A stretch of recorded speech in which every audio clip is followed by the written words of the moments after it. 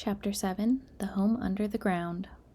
One of the first things Peter did the next day was to measure Wendy and John and Michael for hollow trees. Hook, you remember, had sneered at the boys for thinking that they needed a tree apiece, but this was ignorance, for unless your tree fitted you, it was difficult to go up and down, and no two of the boys were quite the same size. Once you fitted, you drew in, and your breath at the top, and down you went at exactly the right speed. While you ascend, you drew in and let out alternatively, and so wriggled up. Of course, when you have mastered the action, you are able to do these things without thinking of them, and nothing can be more graceful. But you simply must, and Peter measures you for the tree as carefully as for a suit of clothes, the only difference being that the clothes are made to fit you, while you have to be made to fit the tree. Usually it is done quite easily, as you are wearing too many garments or too few, but if you are bumpy in awkward places, or the only available tree is in an odd shape, Peter does some things to you, and after that you fit. Once you fit, great care must be taken to go into the fitting, and as Wendy was to discover to her delight, keeps a whole family in perfect condition. Wendy and Michael fitted their trees at the first try, but John had to be altered a little. After a few days' practice, they could go up and down as gaily as buckets in a well, and how ardently they grew to love their home under the ground, especially Wendy. It consisted of one large room, as all houses should do, with a floor in which you could dig for worms if you wanted to go fishing, and this floor grew stout mushrooms of a charming color which were used as stools. A never tree tried hard to grow into the center of the room, but every morning they sawed the trunk through level with the floor, and by tea time it was always about 2 feet high. Then they put a door on top of it, and the whole thing thus became a table.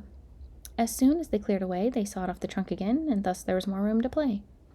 There was an enormous fireplace, with which was almost any part of the room where you cared to light it, and across this Wendy stretched strings made of fiber, from which she suspended her washing. The bed was tilted against the wall by day, and let down at 6:30. When it filled nearly half of the room, and all the boys slept in it, except Michael, lying like sardines in a tin. There was a strict rule against turning round until one gave the signal, when all turned round at once. Michael should have used it, but Wendy would have desired a baby, and he was the littlest. And you know how women are, and the short and long of it is that he was hung up in a basket. It was rough and simple, and not unlike what baby bears would have made on an underground house, in the same circumstances, but there was one recess in the wall, and no larger than a bird cage, which was the private apartment of Tinker Bell. It could be shut off from the rest of the house by a tiny curtain, which Tink was the most particular, always kept drawn when she was in the dressing and undressing. No woman, however large, could have had a more exquisite dressing room and bedchamber combined. The couch, as she always called it, was a genuine queen mob with club legs, and was always varied with bedspreads according to the fruit blossom which was in season. Her mirror was a Puss in Boots, of which there are now only 3 unchipped, known to the fairy dealers. The washstand was a pie crust and reversible. The chest of drawers was an authentic Charming the 6th, and carpet and rugs the best period of Marjorie and Robin. There was a chandelier from Tiddlywinks for the look of the thing, but of course she lit the residence herself. Tink was very contemptuous of the house, as indeed was perhaps inevitable, and her chamber, though beautiful, looked rather conceited, having the appearance of a permanently upturned nose. I suppose it was all especially entrancing to Wendy because these rampagious boys of hers gave her so much to do. Really, there was a whole week's worth, except perhaps with a stocking in the evening. She was never above ground. The cooking, I can tell you, kept her nose to the pot, and even if there was nothing in it, even if there was no pot, she had to keep watch on that if it came a boil just the same. You never knew exactly where there would be a real meal or just a make-believe. It all depended upon Peter's whim. He could eat, really eat, if it was part of the game, but he could not stodge, just to feel stodgy, which is what most children like feeling better than anything else. The next best thing was to be able to talk about it. Make-believe was so real to him that during the meal of it, you could see him getting rounder. Of course, it was trying, but you simply had to follow his lead, and if you could prove to him that you were getting loose for your tree, he let you stodge. Wendy's favorite time for sewing and darning was after they had all gone to bed. Then, as she expressed it, she had a breathing time for herself, and she occupied it by making new things for them, and putting double pieces on the knees, for they were all most frightfully hard on their knees. When she sat down to the basketful of their stockings, every heel with a hole in it, she would fling up her arms and exclaim, "Oh dear, I am sure I sometimes think spinsters are to be envied." Her face beamed when she said this. You remember about her pet wolf? Well, it very soon discovered that she had come to the island, and it found her out, and they just ran into each other's arms. After that, it followed her about everywhere. As time wore on, did she think about the beloved parents she left behind? This is a difficult question, because it is quite impossible to say how time does wear on Neverland.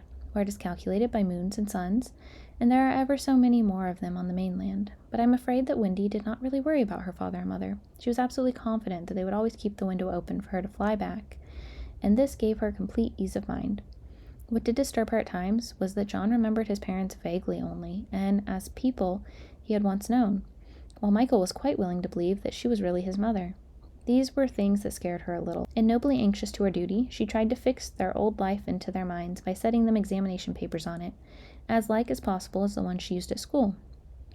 The other boys thought this awfully interesting and insisted on joining, and they made slates for themselves and sat around the table, writing and thinking hard about the questions she had written on the other slate as they passed around. They were the most ordinary questions. What was the color of Mother's eyes? Which was taller, father or mother? Was Mother blonde or brunette? Answer all 3 questions if possible. A. Write an essay of not less than 40 words on how I spent my holidays. Or, the characters of father and mother compared. Only one of these to be attempted. Or 1. Describe mother's laugh. 2. Describe father's laugh. 3. Describe mother's party dress. 4. Describe the kennel and its inmate. They were just everyday questions like these, and when you could not answer them, you were told to make a cross. And it was really dreadful, what a number of crosses even John made.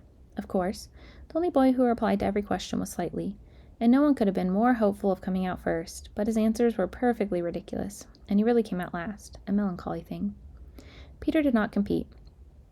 For one thing, he despised all mothers, except Wendy. For another, he was the only boy on the island who could neither write nor spell, not the smallest word. He was above all that sort of thing. By the way, the questions were all written in the past tense, which was the color of mother's eyes, and so on. Wendy, you see, had been forgetting too.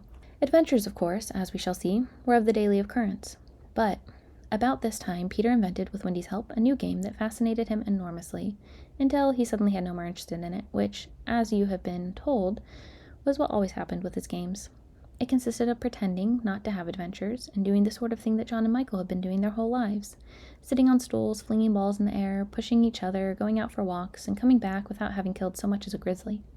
To see Peter doing nothing on a stool was a great sight. He could not help looking solemn at times. To sit still seemed like such a comic thing to do.